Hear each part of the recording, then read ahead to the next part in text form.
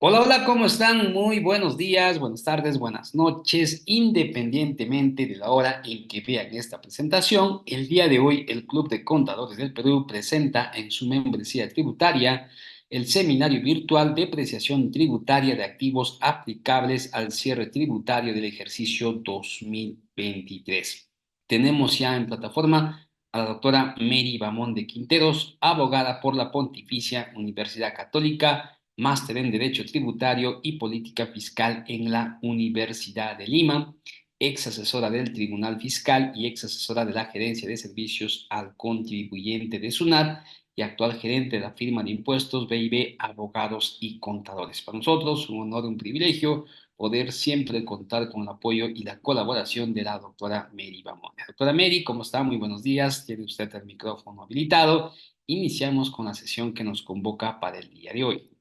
Muy buenos días a todos, muy buenos días a toda la comunidad del Club de Contadores. También buenos días a todas aquellas personas que están participando como invitados y por primera vez se unen a esta gran comunidad del conocimiento. Esta sesión, como bien indicó Edu, vamos a destinarla a abordar la normativa tributaria a raíz de la jurisprudencia del Tribunal Fiscal, de la Corte Suprema y de los informes de SUNAT que debemos tener en consideración para este cierre tributario contable 2023. Estamos ya próximos a culminar el ejercicio y en consecuencia es necesario e imprescindible que tengamos en consideración los documentos que debemos nosotros cuidar, preservar para que el gasto por depreciación de los activos fijos que hemos incorporado en este ejercicio o que ya vienen depreciándose de ejercicios anteriores no sea desconocido. ¿Sí? Entonces, vamos a dividir esta sesión en varios temitas de los que ya habíamos presentado el curso. Indicábamos que primero vamos a ver la definición de activo, cómo es que se incorpora este activo, qué documentos debemos tener para incorporar este activo a la contabilidad, cómo acreditamos este inicio de la depreciación cuando nosotros utilizamos este activo para la generación de rentas grabadas, identificar la naturaleza del activo para aplicar una correcta tasa de depreciación, identificar si es que este activo, esta depreciación va a ajustarse a costo o va a ir directamente a resultados y también vamos a verificar los regímenes excepcionales de depreciación. ¿Qué es lo que también voy a sugerirles? Es que cada tema que nosotros tratemos, ustedes pueden formular sus preguntas a través del chat o levantando el micrófono, ¿sí? De los puntos que vamos abordando, para que no sea un monólogo, ustedes pueden ir formulando sus preguntas y vamos a absolver estas preguntas. A ver, nuestra ley del impuesto a la renta no ha definido el concepto de activo fijo. Sin embargo, dentro de la jurisprudencia y las normas contables, sí se ha definido qué se entiende por activo fijo.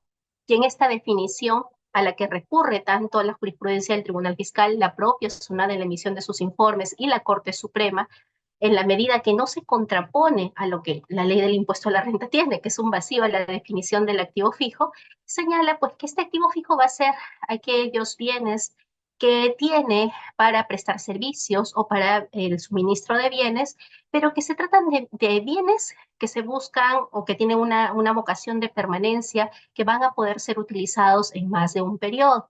Y este criterio de permanencia es el que debemos evaluar tanto si es que nosotros, por ejemplo, compramos piezas y hay algo que se presenta muy a menudo, si es que, por ejemplo, los lubricantes, las pastillas de freno de los vehículos constituyen o no parte del activo o se pueden mandar directamente al gasto porque en verdad estas son partes componentes de este activo y lo que se tiene que evaluar es su vocación de permanencia de estos activos, de estas piezas, y que, si es que forman parte de un activo en conjunto. Esto va a ser determinante para que luego en una fiscalización SUNAT no lo acote como un reparo, porque nosotros podemos haberlo mandado al gasto y SUNAT nos puede decir, no, eso es costo y tú tendrías que haberlo, que hacer la depreciación y recién la realización cuando estés en ajeno. Veamos que hay jurisprudencia también reciente del Tribunal Fiscal, en la que el Tribunal Fiscal nos dice, Bueno, un activo fijo, los bienes del activo fijo son todos aquellos bienes durables y que se usan en forma permanente en el desarrollo de las actividades, ¿no? Y para evaluar si es que vamos a calificar un bien que adquirimos como adquirimos de forma gratuita o que se nos es aportado o que nos es subsidiado, hay que evaluar qué uso le estamos dando al bien y cuánto tiempo esperamos que ese bien sea utilizado sea, el uso destinado para el bien y que tenga una vinculación con la generación de rentas potenciales, con la generación de rentas reales como tales. ¿Sí? El hecho de que ya el activo esté en funcionamiento para generar esta renta grabada va a conllevar a que toda la normativa tributaria respecto al impuesto a la renta genere sus efectos, que vendría a ser la depreciación, que es la forma como tenemos de recuperar esta inversión en el activo. Sabemos que tanto el Tribunal Fiscal como la Corte Suprema recurren a estas normas contables para definir qué es activo, qué partes forman, qué conceptos forman parte de un activo. Y así tenemos la casación 4795 del 2018, que al mismo tiempo ha sido ya puesta en cumplimiento por el Tribunal Fiscal a través de la resolución 1842-8-2022, en la que se consulta específicamente si es que, la materia de controversia estaba referida a que si es que los intereses que se pagan por un activo que es construido forman parte del costo computable del activo. Para responder a ello, el Tribunal Fiscal se dirigió directamente a la NIC 23, indicando de que si se trataba de activos que estaban siendo construidos, ese costo del activo esos intereses que han formado parte del activo sí estarían conformando la base de este activo, este costo computable del activo. Si bien es cierto, el artículo 20 y luego en la normatividad de activo nos dice los intereses no forman parte del activo, pero específicamente para el caso de activos construidos, la NIC 23 tiene una referencia a la cual alude el Tribunal Fiscal y la Corte Suprema, indicando que para activos construidos estos financiamientos a los que se puede recurrir para construir un activo sí van a formar parte del costo del activo. Entonces, en la medida que no hay una disposición tributaria respecto a activos construidos, la Corte Suprema y el Tribunal Fiscal, en cumplimiento del ordenado por la Corte Suprema, señalan pues que para ese tipo de activos esos intereses sí van a formar parte del costo del activo. Entonces, en principio partimos de una definición contable que la jurisprudencia ha señalado que es activo y que esta vocación de permanencia que debemos evaluar en cada bien que adquirimos y su vinculación con la generación de renta es la determinante para que nosotros evaluemos ahora, estando al cierre de nuestro ejercicio, qué tipo de activos hemos adquirido y qué tanto en verdad me están generando una renta grabada o una potencial renta grabada y se están utilizando y que asimismo cuáles son los componentes de este activo. Cuando nosotros adquirimos un activo, nosotros lo que podemos hacer es el costo de adquisición, pues cuando los enajenamos, recuperamos esa inversión en el activo. O cuando se produce una pérdida extraordinaria, de igual forma podemos recuperar esa inversión en el activo siempre que cumplamos con los requisitos que establece la ley del impuesto a la renta. En el caso de robo, pues la denuncia y el proceso judicial. También podemos recuperar esta inversión en el activo a través de las depreciaciones que admite la ley del impuesto a la renta respecto a sus tasas máximas que establece el artículo 22. Y esta depreciación pues se va a dar hasta extinguir su costo o cuando ya el activo esté obsoleto, también podemos continuar depreciándolo o si no lo continuamos depreciando, damos de baja totalmente al costo que quede. Entonces, este activo, esta depreciación, parte de un concepto fundamental que nosotros tenemos que hacer es identificar cuál es el costo computable del activo. Entonces, el activo tiene una serie de requisitos formales que nosotros debemos acreditar. En principio, para nosotros poder ingresar a la contabilidad de un activo, debemos acreditar la titularidad. Y esto es muy importante. ¿A quién adquiere la empresa? ¿Quién está adquiriendo? Me ha sucedido casos en consulta de que quien adquiere es el socio, pero pide una factura a nombre de la empresa. Y lamentablemente, cuando se hace la transferencia, ¿Qué es lo que tenemos? Tenemos el acta de transferencia notarial a nombre del socio, pero tenemos una factura a nombre de la empresa. ¿Cómo se acredita la titularidad de un activo? Si es que estamos hablando de un bien registrable por normativa civil, esta factura, aun cuando la factura esté siendo emitida a nombre de la empresa, pero hay un acta de transferencia de propiedad, porque hablamos de un vehículo en sí, si es que este vehículo, como es un bien registrable, o un inmueble que es un bien registrable, están inscritos a nombre de otra persona, no estaremos acreditando la titularidad, aun cuando exista una factura. Cosa distinta ocurre cuando yo adquiero un activo que no es un bien registrable. Entonces, si es que se trata de un activo que no es un bien registrable, ¿cómo sustentaré yo la titularidad? La titularidad la sustentaré a través de si es que el activo se aportó con la escritura pública del acta de aportación, si es que el activo se adquirió con un comprobante de pago. Si es que el activo lo adquiría una persona natural, tendré que acreditarlo con el formulario 820, que es el formulario que el reglamento de comprobantes de pago establece que toda persona que va a deducir costo-gasto tiene la obligación de contar con este formulario 820. Entonces, este requisito sustancial de la titularidad de un activo no solamente para bienes registrables se va a sustentar en el comprobante de pago. ¿Sí? El comprobante de pago será trascendente, sí, pero si es que se tratan de activos que tienen certificaciones o tienen registros que las normas sectoriales o una norma general como es el Código Civil, la Ley de Registros Públicos o la norma de registros públicos establece, entonces ese documento será quien acredite, el cual acredite esa titularidad. No es posible que nosotros podamos incorporar dentro de nuestros activos bienes que no tienen ese título, que no tienen el título para la empresa de que son propietarios de ese bien. Y excepcionalmente se permite que yo pueda depreciar algunos costos o algunos activos que yo incorpore en bienes que no son de propiedad de la empresa, pero que son bienes que yo los he recibido en contrato de arrendamiento o en cesión en uso, y que textualmente en el contrato el propietario me autorice a yo incorporar ciertas construcciones que incrementen el valor y en el que me indica que no se va a reembolsar esas mejoras que estoy incorporando. Entonces, la ley del impuesto a la renta me dice, bueno, para ti que realizas esos gastos, para ti eso va a ser activo y vas a depreciarlo pese a que lo estás realizando sobre la base de un bien que no es de tu propiedad, pero debes tener un título habilitante. ¿Y cuál es el título habilitante? Tu contrato. Entonces, vemos que el elemento principal, inicial de la cual partimos es, ¿contamos con los documentos que acrediten que ha adquirido el activo? ¿Cuál es el valor del activo? Primero, documentos, ¿sí? Todos los que ya hemos hablado. Segundo, ¿cuál es el valor del activo? ¿A cuánto estás adquiriendo ese activo? ¿Cuál es el costo computable de adquisición, de construcción de este activo? Y muchas veces pues no logramos acreditar ello. Es muy importante, por ejemplo, cuando una empresa se constituye, puede constituirse con activos aportados o simplemente con capital en dinero.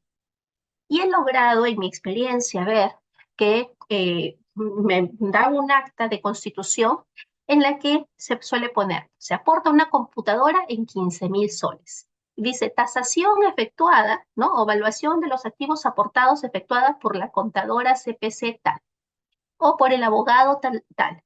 Y le otorgan pues un valor de un escritorio de 6.000 soles, una computadora de 15.000 soles. Esa tasación, entre comillas tasación, ¿estará acreditando un correcto valor de ese activo? En verdad no. Recordemos que hay una norma específica en la ley del impuesto a la renta respecto al valor de mercado de bienes que no se transan comúnmente en el mercado, y esto es el valor de tasación. Entonces, una tasación no es un documento que hace un contador, que hace un abogado, sino es un perito tasador, y que esta tasación debe efectuarse mediante las metodologías que aprueba la CONATA. Es un grave error que cuando se aporta un activo, se aporta el valor que nosotros le querramos poner, sino que tiene que sustentarse necesariamente en una tasación debidamente efectuada por un perito tasador. Esto va a ocurrir tanto cuando la empresa está recibiendo en aporte o también SUNAT podría cuestionar el valor en el caso de comprobantes de pago que se den entre transacciones entre partes vinculadas. ¿Por qué? Porque puede sobrevaluarse demasiado el valor de un activo para pasarle o transferirle ese activo y luego esta empresa, esta parte vinculada, lo que va a hacer es vender teniendo un mayor costo computable y disminuyendo la renta. Entonces, el valor del activo, cuánto lo adquirí, tiene que estar debidamente sustentado, y si es que no es un activo adquirido, construido, y si es que es un activo construido, de igual forma, debo tener los comprobantes de pago, los documentos contractuales que acrediten cuál es el valor del activo. Entonces, estos requisitos que son formales son sustanciales también, porque si es que no puedo yo acreditar quién es el titular, cuál es el valor del activo, el valor real, cuál es el valor de tasación, porque no se transa normalmente un activo, salvo que se trance, pues el que manda el mercado, entonces no podré mi depreciación deducirla en la determinación de mi impuesto a la renta. O también, si es que ese activo está destinado para generar o para producir bienes, tampoco podré enviar esa depreciación como parte del costo de la producción de mis activos. ¿Sí? Entonces vamos con estos dos elementos. Mi tercer elemento va a ser el destino. Este activo, ¿para qué lo estoy destinando? ¿Lo estoy destinando para otra empresa? ¿Lo estoy alquilando? Si lo estoy alquilando y me está generando una renta grabada, ese activo por supuesto que me va a generar una depreciación, pero no me va a generar una depreciación si es que yo le cedo a mi parte vinculada o a cualquier persona sin recibir absolutamente nada por ese activo. Si es que ese activo no me está generando renta grabada, yo no recibo ninguna renta, no lo alquilo, no lo arriendo. Es más, no reconozco ni la renta ficta por la cesión gratuita del activo, entonces simplemente no voy a poder ajustar o depreciar ese activo y esto no va a afectar a mis resultados. ¿Por qué? Porque la depreciación de un activo solo tiene vinculación con la generación de renta gravada y tengo que identificar a qué lo estoy destinando, dónde está ese activo, dónde está ubicado. Y esto es algo que SUNAT está cuestionando en las fiscalizaciones. Muéstrame dónde está instalado tu activo. Está en un lugar que no lo has declarado como establecimiento anexo. Perfecto. Entonces, ese activo, esa depreciación generada por ese activo, no te va a generar gasto deducible. Miren acá esta jurisprudencia. El Tribunal Fiscal le solicita al contribuyente que proporcione un documento notarial en el que conste el aporte de los activos para contrastar dos cosas, la titularidad y segundo, el valor. El contribuyente no acreditó porque simplemente había ingresado los activos. Ahora, esta situación se puede generar, sí, cuando se trata de una empresa unipersonal. Cuando se trata de una empresa unipersonal o la conocida persona natural con negocio, no es necesario que exista una escritura o un documento notarial en el que se indique quién es el propietario, ¿no? Simplemente lo que sí debo tener para incorporar a la contabilidad de ese activo es una tasación. Voy a incorporar mi vehículo. Muy bien, ¿este vehículo cuánto vale? Y a partir del valor de tasación, desde el momento en el que yo voy a incorporar ese vehículo para generar renta grabada, porque ese vehículo yo ya lo tenía hace 5 años, a partir del sexto año, yo lo voy a destinar a la generación de renta grabada como persona natural con negocio. Ok, entonces yo voy a empezar a depreciar desde el valor que tiene el vehículo al sexto año. Entonces, si es que yo soy una persona natural con negocio, yo no necesito tener ningún documento notarial que acredite cuál es el valor del aporte, porque en una persona natural con negocio no hay aporte. Cosa distinta ocurre en una IRL. Una IRL, que es una persona jurídica por ficción, es la que va a separar su patrimonio y al separar su patrimonio lo va a incorporar a la persona jurídica, que es la IRL, sí debe constar en el acta de constitución de la IRL cuáles son los activos que se están aportando, que se están destinando a la IRL y cuál es su valor. Nuevamente incido en el valor de tasación.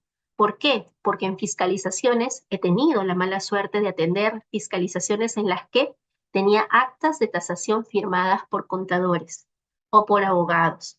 Y esto terminó mal, porque Sunal les desconoció la depreciación. Ahora, si es que yo le digo, pero yo tengo mi registro de activos fijos, mi depreciación está contabilizada en mi libro diario, y tengo las fotografías de mi activo, ¿eso acreditará titularidad? No, no acredita titularidad. ¿Sí? No acredita. Ahora, ¿yo puedo recibir en donación un activo? Por supuesto que sí. ¿Una empresa me puede donar un activo o una persona natural me puede donar un activo? Sí. Ahora, ¿a qué valor yo voy a depreciar ese activo? Obviamente, como parte de los requisitos del Código Civil, se establece que cuando uno efectúa una donación, se señala un valor de donación. Pero ese valor de donación no va a ser relevante para determinar cuál es el valor del activo.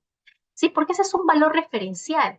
¿Cuál va a ser el valor determinante para considerar cuál es el valor del activo a partir del cual yo voy a empezar la depreciación o iniciar la depreciación? El valor de tasación de ese activo que estoy recibiendo en donación. Entonces, yo puedo comprar, puedo recibir en aportación, puedo recibir en donación un activo, pero tiene que constar con un documento. Y esto es muy importante. Donaciones. Donaciones, ¿cómo se sustentan? Dependerá. Si es que es un activo registrable, esa donación, para que ingrese y yo empiece a depreciar, tendrá que constar en una escritura pública. Si es que se trata de una donación, simplemente de un bien que no se registra, entonces debe haber un contrato de donación. Ese contrato de donación que señale su valor referencial no va a ser mi valor del activo, sino el valor de la tasación en el momento en el que yo estoy incorporando esos activos como parte de mi, como parte ya de mi empresa. ¿Sí? Ahora, siempre necesariamente, acá hay otra jurisprudencia que me dice si es que son activos aportados, la totalidad de estos aportados debe estar en esta escritura de constitución. No hay otro lugar en el que puedan estar. La relación completa tiene que acreditarse con la escritura de aporte de capital. Y esta escritura, y esto va también, ¿por qué? Porque la Ley General de Sociedades indica de que una persona jurídica que aumenta su capital, recibiendo capital en dinero o recibiendo capital en activos, necesita formalizar esto con la inscripción en registros públicos. No es posible que yo diga, voy a aportar estos activos y se quede solamente en el libro de actas y se quede en el documento notarial. No, sino que la Ley General de Sociedades dice el aumento de capital, sea por aporte de bienes o por aporte de dinero, tiene que producirse con la inscripción en registros públicos de este aumento de capital. Entonces, si es que no se cuenta con la escritura pública que ha sido inscrita, esos activos que yo he recibido, entre comillas, en aportación, no me van a generar depreciación que afecte al costo o que afecte al gasto. ¿Por qué? Porque no estoy cumpliendo con mi primer requisito. ¿Cuál es mi primer requisito? La titularidad. Sí, la titularidad es muy importante. Si es que es donación, de igual forma, ¿no? En la donación, ya les dije, contrato de donación con firmas legalizadas notarialmente y recién a partir de la legalización yo puedo iniciar, y si es que se está utilizando, claro, está este activo, la depreciación, o si es que se tratan de bienes registrables con la inscripción en registros públicos. Miren que más allá de que podamos tener todos estos documentos, el Tribunal Fiscal señala de que no importa si es que yo tengo pues mi contrato de donación, mi escritura pública, no, sino que lo que se tiene que acreditar es que ese activo, que entre comillas dice que me lo han aportado, realmente existe. Y realmente, más allá de la contabilización, lo estoy utilizando para generar renta grabada. Vemos que este principio de fehaciencia lo vamos a observar, lo vamos a tener en consideración para la deducción también de esta depreciación, porque más allá de los títulos habilitantes, la fehaciencia siempre es el principio supremo de toda deducción de gastos. ¿Qué es lo que también debemos verificar? Comprobante de pago. Yo ya les había mencionado de que cuando nosotros adquirimos un activo o una persona jurídica o una persona natural que realiza actividad comercial, y ojo con él, una persona natural que realiza actividad comercial y que